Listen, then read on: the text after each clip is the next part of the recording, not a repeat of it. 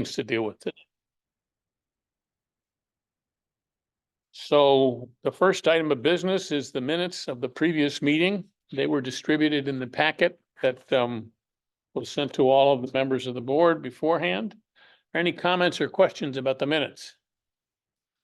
Seeing or hearing none, I'll entertain a motion to approve them. So moved. And we need a second. Second. Second, Jesse. All those in favor say aye. Aye. Opposed? They're carried. That gets us to the requisition for the previous month. Yeah. Kim Jones. Okay, so the pay requisition includes the following: payment to 100 Carlson Road LLC totaling $6,682.60. Payment to Anshin totaling $19,883. Payment to Bond, Shonik and King totaling $14,745. Payment to Savin Engineers totaling $290,485.72. And lastly, a payment to the Daily Record totaling $119.56. Total payments of $331,915.88. Any questions? Questions or comments? Seeing or hearing none, then we'll entertain a motion to approve the requisition. So moved. It's been moved and seconded. Thank you. Questions or comments? Seeing none, all those in favor say aye. Aye. Opposed? We're there. Okay, the principal reason for assembling ourselves here today is good news, and that is the opportunity to approve the strategic plan that's been absorbing a lot of work around here for months on behalf of the district and also the support from people on the board, working for the board. The plan, all 4 volumes of which was distributed first in significant draft and then in final copy. So you've all had a chance to look at it and to see it. It is long and complicated, but complete, and that's part of it. So what I've asked Pepin to do is to put together a little overview of it, so we know exactly what it is we're voting on here. Also, we'll have the opportunity for questions to be asked. We've asked our financial advisors to be with us today so that they can give a little presentation about their part of this, and you can ask them any questions you might have. This plan that we're dealing with today has been approved by the school board and by the superintendent. And now we're the last of the local approvals that are needed. And once we approve it, it goes to the state, both to the comptroller and to SCD. So with that, Pepin, you're up. Yes, thank you, sir. Well, similar to the 2 prior phases, this phase 3 statute requires the superintendent of schools to outline and identify the projects that need to be included in phase 3. If you could go to the next slide, Kim. Our little agenda there. So all school facilities in the district tested in the first step of the strategic plan development. The swing spaces were identified for the district to relocate the students temporarily during construction. We also talked about the multiple SED submissions required in the statute. The district had a very successful meeting with SED about a week and a half ago, I think May 2nd. Mr. Farr was there, Mr. Scott, and several people in the district. The superintendent made a presentation to discuss the commitments that we want SED to help us with. And the superintendent reviewed the master schedule with SED that we developed together. On the next slide, you'll see that master schedule that I think the board is very familiar with. We talked about the first volume, including the academic plan, the phasing and sequencing plan, and the logistics really of the program itself. The milestone schedule we reviewed with you. You go to the next one instead of everything. You've seen this many times now. It's the 36 segments of review we want SCD to take a look at and give us prompt approval on. This was reviewed extensively with the Facilities Planning Bureau, and they made some commitments. I'll ask Mr. Farr could just summarize briefly what we talked to them about. Yeah, the concern was this is a new process in the law. So not only for us, but for the Office of Facilities Planning at state. And so they were looking at, so it was a good conversation about what the timing was, what the expectations are. And they were getting a feel for how they would process it. I feel there was a pretty strong commitment that they understood the schedule and the timing that it would require of their staff. And that their commitment to move forward. So that was good.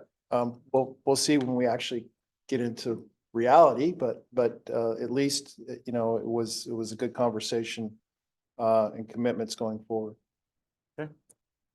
So regards to the next slide, it's the financial plan itself. Rick Gansey is here from Capital Markets Advisors. As Chairman Richards mentioned, he is the advisor for the board, is worked with me and Wells Fargo, the bond underwriter, in developing that plan. I'll let you, Rick, go through the financial framework.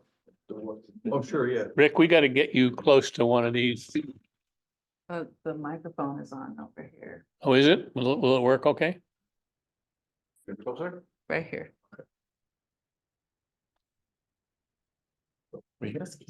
Oh, This- So that the people on the phone can hear you.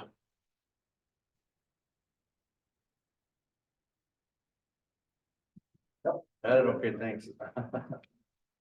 So again, Rick Yancey. Very good, Pep. Market You're Advisor. like the leader of the band. We have served as the financial advisor to the city of Rochester since 2017. We've worked on now this will be the third phase for the joint schools project, so intimately involved with the development of the financial plan, the execution of the plan. We also represent joint schools for Syracuse, Yonkers, and Buffalo. So certainly a lot of history on how these are developed and how they go through the process. So with respect to phase three, a little bit different than the approach, you know, for the two phases. A lot of work that's been done, development of the financial plan, which see a copy in your packet. Good work with Wells Fargo and the folks at Savin development program, phased approach, taking advantage of the high aid ratio of the district at 98%, as well as the development of the buildings to take advantage of the reset of the maximum cost allowances at each of the buildings. So the way that we've developed the plan is to phase it in. I think, Pepin, we have three tranches, if you will, within phase three, different buildings within each tranche, to match up the state building aid that is expected to be received.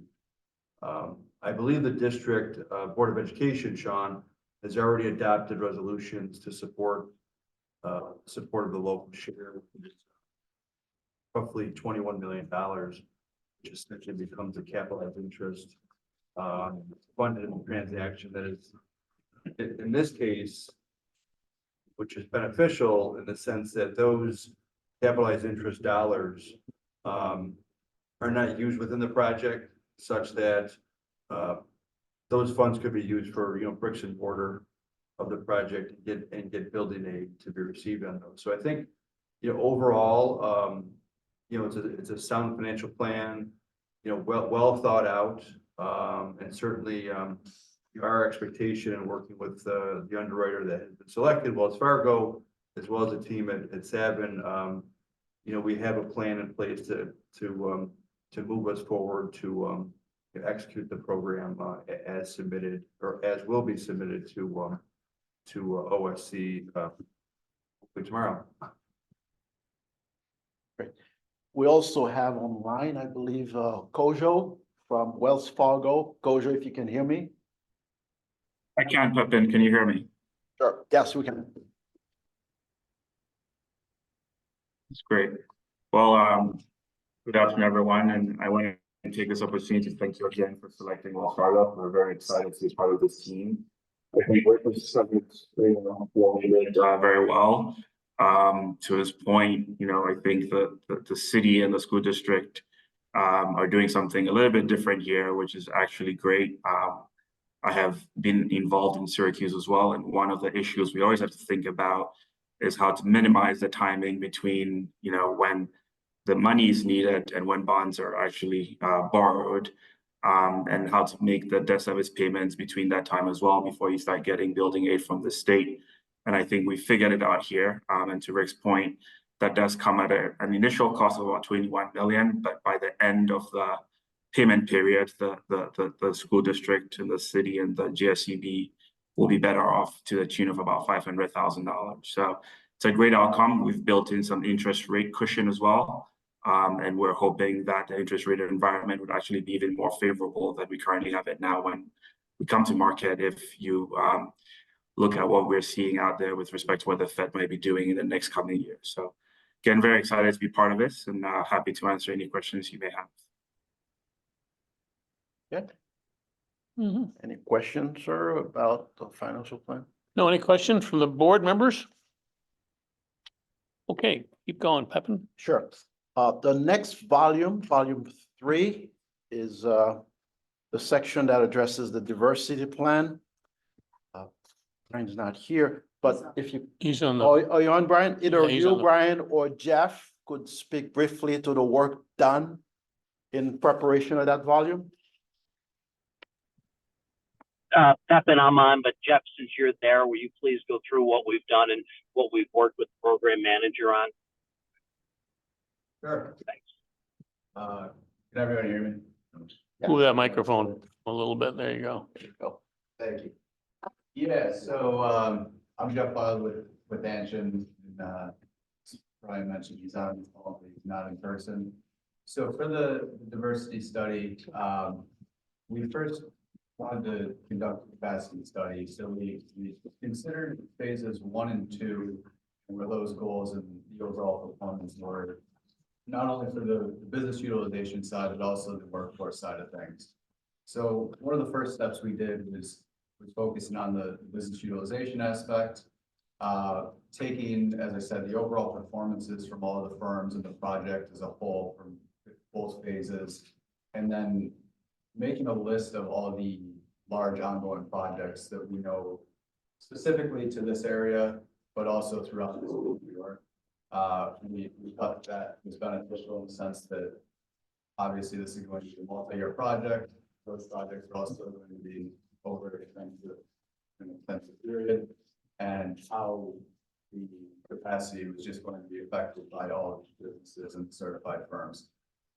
From there, we then identified all of the various certified firms throughout the state and their ability. We contacted various firms to just gauge an idea of their capacity, what they're currently looking at for their workload, and then, just to give an idea that this project will be unrolling as the year progresses. From there, ultimately, we did recommend to the board, and we worked closely with program management throughout the process, obviously. For the business utilization side, we did recommend a minority business enterprise goal of 18%, a women-owned business enterprise of 12%, and then a disadvantaged business enterprise of 2%, as well as the small business enterprises 2%. So overall, 34% total for the phase for business utilization. And one thing to also keep in mind is the SB for this project is a self-certification, if you will. So It was a little more difficult to gauge an idea of the percentages for that strictly because you can't go to that database through the state and get an idea of those. So one thing we did take a look at is just measuring the overall performance and total SBEs that we could account for the previous phases. Now, we took that into account, but as I said, it's self-certification, so you would have to have all those firms recertify themselves. So we did keep a 2% estimate for that. Switching to the workforce side of things, again, these things were kind of related as we were just doing our analysis. Obviously, the workforce is going to be affected greatly by the other ongoing projects.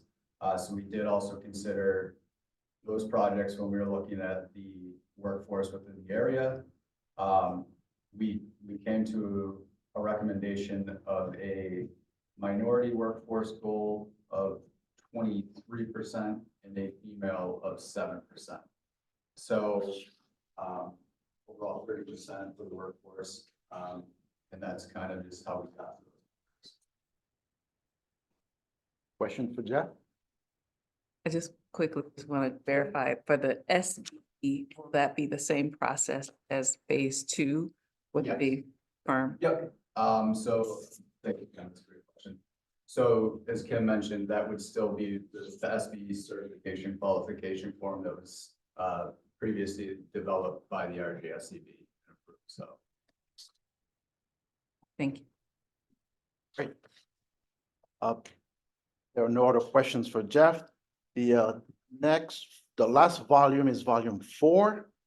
And that volume is really has the supporting details of the plan, meaning the current condition of each building, the test fits, cost estimates, and preliminary BAU calculations, the building unit calculations, and estimated cost allowances based on the scope of each of the projects. Rolly, is there anything to talk about with regards to volume 4? No, its real purpose is simply to have a one-stop record depository so that this snap time for phase 3 can always be viewed in context of the rest of the district. That is totally a unique request that SED made of phase 3 to look at an overall district snapshot as you prioritized and decided on the scope for phase 3. There is information in there that has been superseded. I do want to share that with the board. We say the probable construction cost. We had a stipulated diet, if you will, the 475 million, which meant there had to be some haircuts on some scope because the projects initiated from building assessment, BCS, and the infrastructure, as well as program upgrades, and to stay within the 95% cap. We had to balance all of those variables, bricks and mortar, as well as incidental. So there are some adjustments that have occurred, but you can see the whole estimate for the entire test fit in the volume 4 record documents. And likewise, you can see the BAU calculations that are starting both the strategic plan and the financial plan in volume 4 record document. Thank you, Rolly. On the last slide of this presentation, both the chairman and the vice chair already talked about the schedules and next steps. As far as next steps are concerned, today brings us to the 5th bullet point. Once the RJSCB approves this plan, the district obviously will make the formal submission of all 4 volumes to NYSED, and the RJSCB chairman will sign a cover letter to make the official submission to the office of the state controller. So that's where we are as far as the presentation of the strategic plan for phase 3. One thing that may not have been completely clear. The compliance officer will be part of the process of approving all of the work and of the contracts that are let. So when you take these standards that are in the plan, the compliance officer will be responsible throughout the project to make sure that the submissions we have and the work that's done, in fact, meets that plan. And will report to the board monthly with respect to it.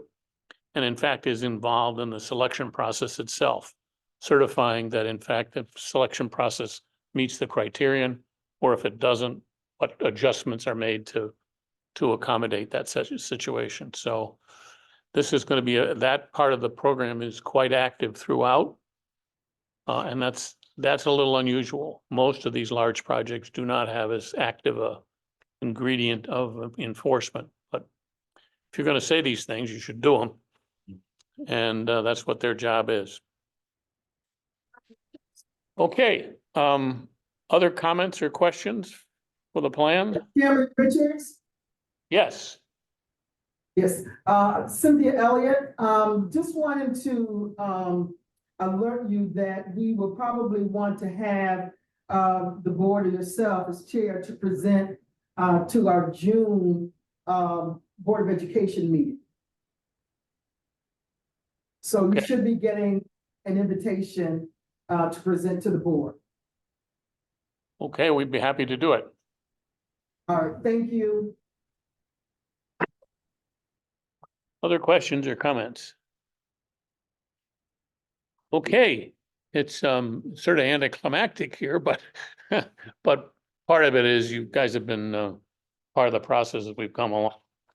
So if with that understanding, I will entertain a motion to approve the strategic plan as submitted. I'll move it. It's been moved. Is there a I'll second? second. It's been second, thank you. And any further questions or comments? Hearing or seeing none, all those in favor say aye. Aye. Opposed? It's passed. Congratulations, ladies and gentlemen.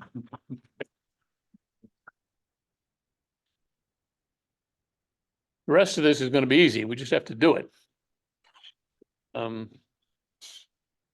Okay, that takes care of that part of the program. Those of you who are here just for that purpose, you're welcome to leave or stay as you choose, but we're going to go into some other items here with respect to the just information items. The first of which is a disclosure that I sent we had a copy sent to you from Capital Markets. It has to do with a potential conflict of interest as interpreted by the court. This isn't news to us. We have known all along what the arrangement has been, and the arrangement has been the same with respect to all of the phases. In fact, the arrangement is essential to us because it means that we don't have to pay until the bonds are issued. Otherwise, we'd have to upfront the money here, and if the bonds aren't issued for some reason the project doesn't go forward, we lose the money. And we're one of those unique projects where we don't have any money until the bonds are issued. So it's circular with respect to us. And that's why I've not asked any action to be taken on this yet. You know, we need to look into what exactly was meant by this, but there's no surprise here. There's no change in the relationship, and it's the relationship we intended and have intended all along. So that's really all I've got on that. PLA study, the project labor agreement. One of the things the statute authorizes us to do is to enter into a project labor agreement. The project labor agreement is something that we'll talk about here shortly. I think we have someone here, right, to make the presentation.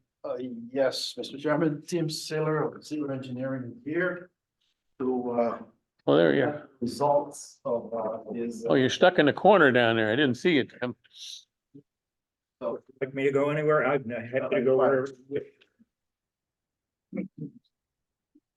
Again, we're not going to be asking any action on this. It'd be a while before something like this would go into effect and we get going, but I want you to know about it and we begin to get some background on it because we will eventually have a decision to make here. So with that, Tim, go ahead. Okay, thank you. So, to prepare our evaluation, we take your basic project information. Essentially, the beautifully written master plan gave us a great deal of information to draw from. In fact, we relied on that to do the study.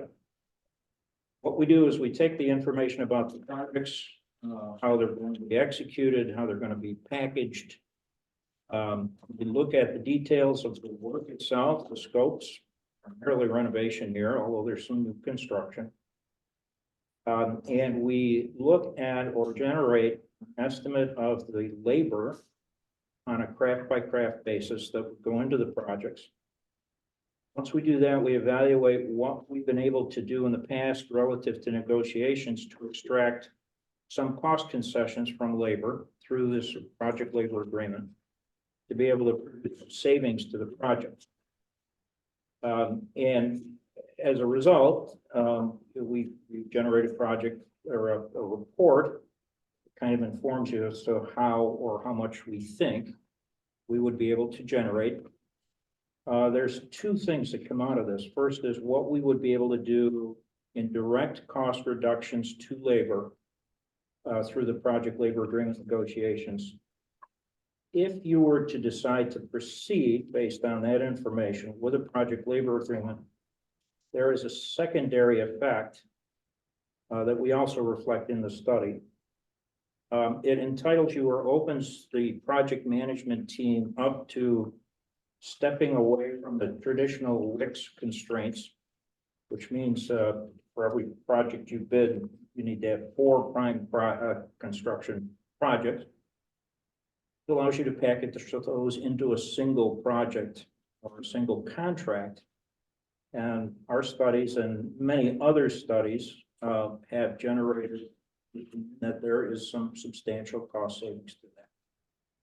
So it's really kind of a two-step process. What we also take into account is, and of course with Section 222 of the labor law, but we also take into account in terms of assessing the value of a project labor agreement, whether there is some added benefit through the stability of labor for supply,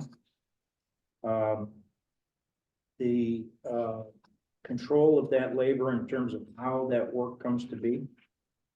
And so in that instance, we kind of look at the marketplace, very similar to what your folks did relative to the minority participation in the MWBE. We have to look at the marketplace and see what's going on in order to be able to assess the risks of possible labor unrest. It could be mitigated through use of a PLA. And then the ability of a PLA to affect the supply of that labor in an organized way. In other words, can we address or can we enhance the ability of the project to accomplish some of the goals that you've set relative to minority and women business enterprise and to workforce objectives. So all that's wrapped up into a report that you have in a draft form for comment review. Essentially, the project shows, or our best assessment shows, that we can probably reduce the cost of labor by about 3.9%. That's the direct savings that we would get as a result of a negotiation. I want to qualify it a little bit by saying that these are based on concessions and conditions that we have routinely been able to negotiate in the past. But I think one of the other things that shows up in the summary here is the marketplace is changing a bit. The marketplace is quite frankly hot. The labor force is very strained at this point. What was relatively available labor 2 years ago is not there any longer. It wasn't there before COVID hit. It was starting to heat up before we got into COVID. And essentially the marketplace or the market conditions have returned to that condition. So the market's very tight. What we've also found is a lot of the skilled trades, plumbers and pipe fitters for one, electricians for the other, their workforce is aging out. About 10% of that workforce several years ago was in excess of the age of 50. Today, that's now 26%. So we're starting to lose a very significant set of skilled laborers, moving out of the workforce and enjoying the fishing, or golfing, or whatever your recreational choice might be. And as much and as hard as that recruitment, as the trades begin to recruit to gain new employees, they're not matching who's leaving. So again, it's another pressure on the labor. What that translates to is a growing sense of uncomfort, a growing sense of I don't like to label unrest. Perhaps it's more a growing sense of ownership and entitlement. You know, hey, we're in the marketplace and you need us, which is starting to show up a little bit more in negotiations. And in fact, for the first time in decades, we've seen a strike in excess of 1 or 2 days. Central New York, the plumbers are now on strike. They've been out for about 2.5 weeks. This is the second collective bargaining agreement that they have done this on, and we've never seen this before. So we're starting to see a bit of a change. And so when I say that we've projected these estimates of labor, again, this is based on this history. I'm unfortunately unable to say that we're as certain today as we were last year that those numbers are real, and they won't be able to really determine that until we sit down and sit across the table and talk. At this point, that's our best estimate. That number is pretty reasonable across the board. 3.9% savings on labor is generally considered pretty good. And then in that light, it allows you to move to that next step and to be able to package your construction contracts in a far more efficient manner. That in itself can impact your costs by another $16 million. So all in all, we think that there's value in implementing a project labor agreement on those two, on the cost basis alone. Now, how does that help you with other things? Workforce objectives, and minority and business enterprise. On the workforce objective side, I think it's a help. And for the first time, I've heard what we've seen across the country. Now, we've been involved in about 150 of these agreements across New York State, in varying sizes of projects, including one of yours, you know, several of yours similar. What we do not see routinely is a project management team puts the time and energy into monitoring on a very periodic, on a very timely basis, and enforcing on a timely basis all the other conditions of the contract, primarily such as the ability to access an organized base of labor that can turn to its workforce supply and find far more easily or far more readily the type of worker you're looking for, I think adds some significant benefit. And that's routinely proven out in other projects in upstate New York. In other words, if you're trying to accomplish those, made my notes correct, workforce objectives of 23% minority and 7% women. You know, those are things that are established and prepared and written into these agreements. And then you have working with you side by side in a way, an organized labor force that can help you find those things. Going out on the open marketplace today, it's helter-skelter. It's the Wild West of construction labor these days. I think it would be far more difficult for you to do that without an agreement than it would. Relative to minority and women business enterprise, that's a mixed picture. We often hear from the minority and women businesses that project labor agreements, they do not like. In some instances, that's probably a fair assessment. But what we do have the ability to do is tailor the relationship between labor and minority and business enterprises in a way that can assist. Again, it's an organized labor force that can provide in a positive way expanding the business or responding to their needs. Is it a different way of doing business for many of them? Absolutely. And it takes time and energy in order to be able to get that relationship built and make it work. But we do think that from an effective standpoint, from another project management tool, this has a benefit to you. So in essence, you know, we find that the project is of a nature that a PLA could do.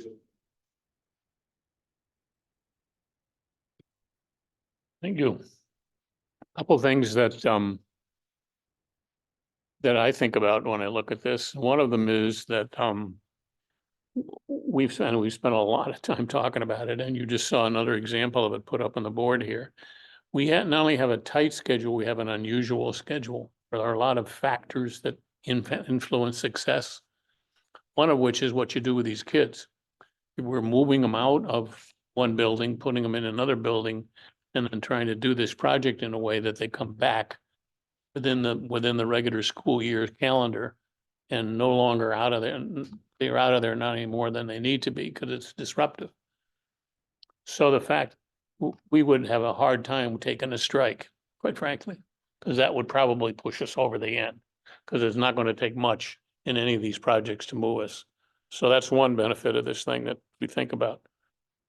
The other is a little more complicated. Tim made reference to it, his presentation, but it would take the unions being interested in talking about it. But one of the things he mentioned was they're getting older and losing members. So they need to get a path of people coming into the union. One of the reasons that these project labor agreements were not favored by some people in the past is the unions were viewed as a closed group. And, you know, if your father was in it, you were in it. If he wasn't, you aren't. And I've overstated that clearly, but the idea that you can open up, the unions are going to have to open up and look at the community more broadly in terms of the replicating themselves. The other thing that's good about that is if we can enforce these requirements that they were talked about before, that takes care of a project. If we can use that enforcement in the course of the project itself to get people in the union and started, that's a career. And that's been one of the problems, quite frankly, with the MBE programs. The MBE programs have produced, you know, a job for 6 months, and then it's over. And so if we can work with people to get into the union, get apprenticeships, have the capacity to build a career, that's a contribution we can make here. Easier said than done, you know, I know that, but those are two things that I think about when we're doing this. You know, there's the money, and anything we can do to save ourselves some money in this process, we should do. But once these projects start and the schedule is such that we've got to get them finished in a certain period of time, the efficiency of the operation and the workforce is in some senses more important than the dollar payment we make per hour. We lose a lot of money monkeying around here if with the pressure that's on us. So we'll see, you know, once we get to the point where we've got one of these jobs to hold it up against and have a few talks with the union to see whether they're interested in dancing here, we'll be back. Other comments or questions for Tim? Yeah, I'd like to say that I appreciated the comprehensive nature of the study. Thought it was really informative.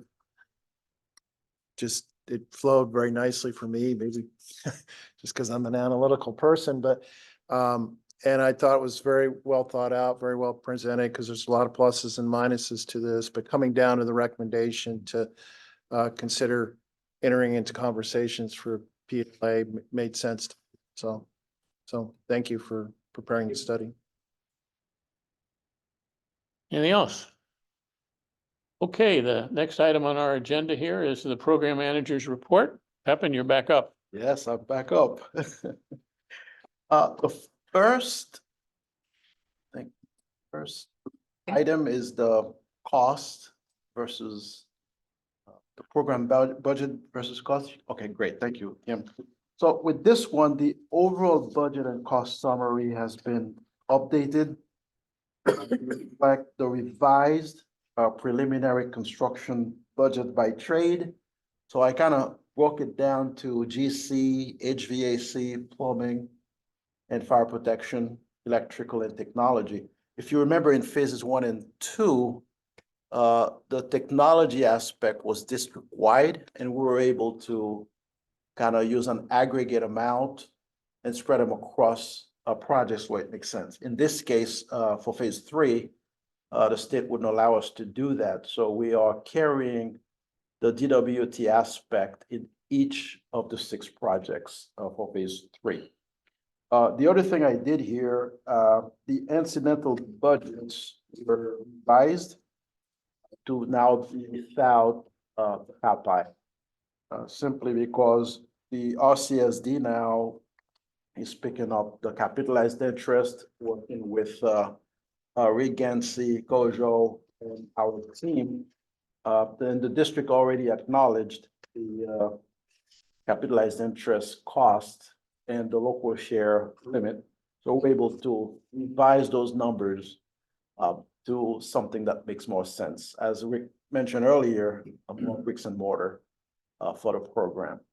At the very bottom, so I don't go into too much detail, you'll see that the program is about 0.5% completed at the very bottom right. We still have 99.45% to go. But now that you've approved the strategic plan, we want to make sure the state gets back to us very quickly, and the chairman will submit to the controller on behalf of the RJSCB. We'll be ready to go. Besides this report, the next 2 steps would be to actually item 2, we just took care of. Item 3, 4, we have, and we're down to item 5. Rick Stoffel spent a lot of time working with us on the engagement of the bond and insurance consultant, and we received 2 proposals, Rick, I believe. So we're still analyzing those proposals, or have interviewed them, and we'll be prepared to make a recommendation to the board at the June meeting. So more to come. As far as the architects, engineers, the board authorized the release of the RFPs for the first group of projects. I'm gonna ask either Rolly or Terry Locante to talk about, do an update on where we are on the RFP proposals received. We have received a total of 5 proposals, 1 firm submitting 2 proposals. That is 1 for the Wilson commencement project, as well as the Martin Luther King Jr. Elementary School projects. We have met with the district and the facilities group. We have distributed the RFPs to initiate the evaluation process, which is both an objective metric and layered subjective as well as financial aspects.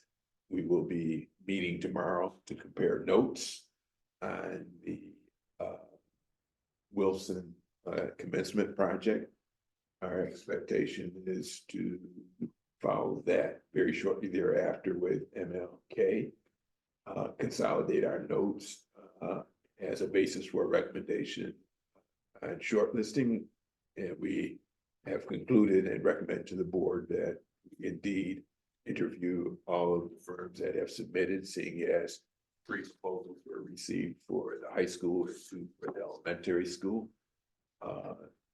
That being the case, those interviews, we're trying to identify times next week, but notices will be going out to them as to when those slots would occur.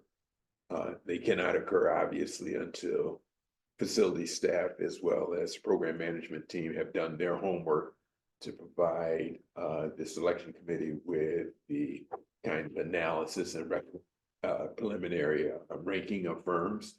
the interviews would be the vehicle by which that would be cemented in terms of a recommendation to then be made to the board on the selection, which hopefully we stay on track with strategic plan and financial plan approvals by the state to allow the selection of the architects to occur in June also, and thus stay within the master schedule, as virtually every day is now hypercritical to us to get the process moving, and the submissions as necessary to SED likewise flowing. Everybody's well aware of the additional submissions the legislation mandates for phase 3. And thus we want to stay focused on that goal of getting projects out and bid, approved and bid, so that the swing space and other aspects of the program can go as flowed as planned, without any major interruption or divergence. Well, thank you, Rolly. Anything you want to add? Yeah, who's, Pretty much covered it. We've gone through and, did reviews. Providing information, comparing notes from everybody that reviewed the proposals, come up with questions for the interviews, get down to, like mind for the interviews, and then be able to make some recommendations for selections after that. Okay, sorry. who's, tell them who's on this, selection committee? Who's participating? Right now, Kim, if you could help me out, we do have Mr. Farr, Mr. Scott, yourself. Not sure if Jesse was. Mr. Perrin is also in the committee. We were trying to nail down a couple of dates next week. One of them, I believe, is the 20th. And the next date is Friday, the 24th. Facilities. It is also part of the. Pardon me? Facilities. Tom Kasai and Eric Henson as well. And of course, our team here.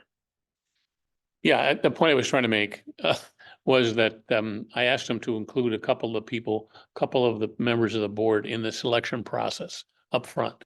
And then a recommendation will be made to the board and we can act.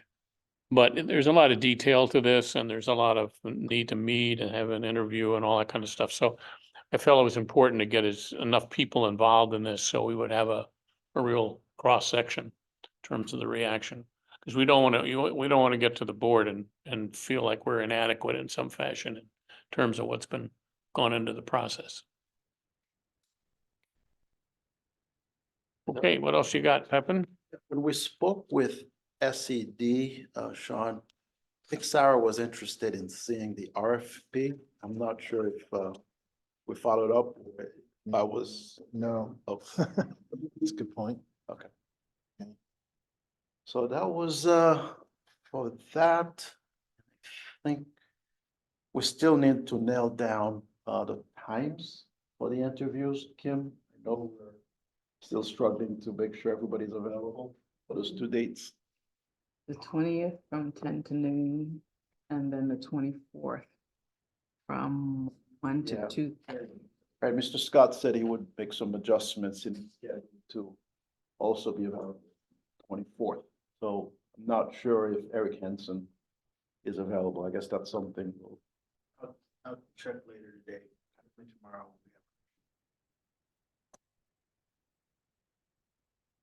that's it. The next item is the annual report. The statute requires that the RJSCB submits a report to the state legislature every year by June 30th, at the end of each fiscal year. And that report also goes to the governor, the Senate, and local stakeholders. Kim and our team have been working on that report. I believe we're almost there.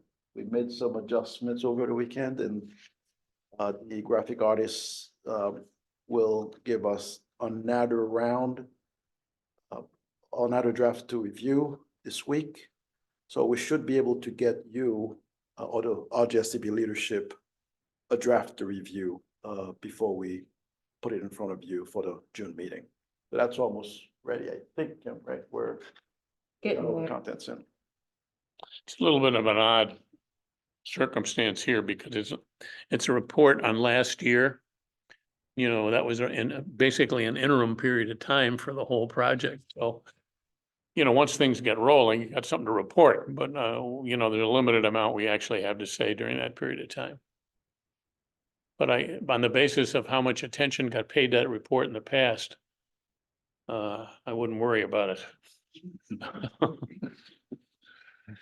Yeah, so I think we got it together. It's just a matter of reviewing it for QA/QC. I would like to step back with regards to May 20th, 10 to noon time slot. We probably will try to have sandwiches, as it's quite conceivable the debrief might run into lunch a little bit. That is a fairly compressed and intense 2 hours. So keep you posted on that, but if that contingency could be allowed, it might be elbow room that would be very productive to the recommendation. I have nothing on my calendar. We're discussing it, Okay. discussing it today to send it out. The other day. 24. Things get scheduled and. Yeah, so I know Mhm. the first one is the 20th, I think next week, right? That's from noon, 10 to noon. I would like you to stick around afternoon if possible. If possible. Second date is Is the 24th. the 24th in the 1 to 4. afternoon from 1 to 4. But no, we narrowed it down to 1 to 1 to 2:30, 30. the debrief to follow. Right.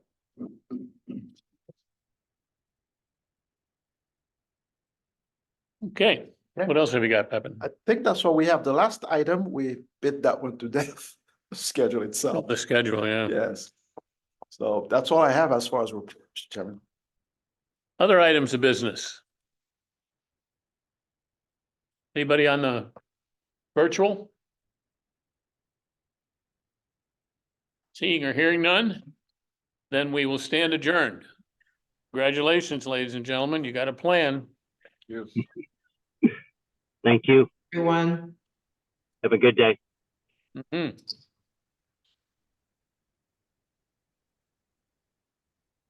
So Pepin, Sir. one thing that I apparently didn't realize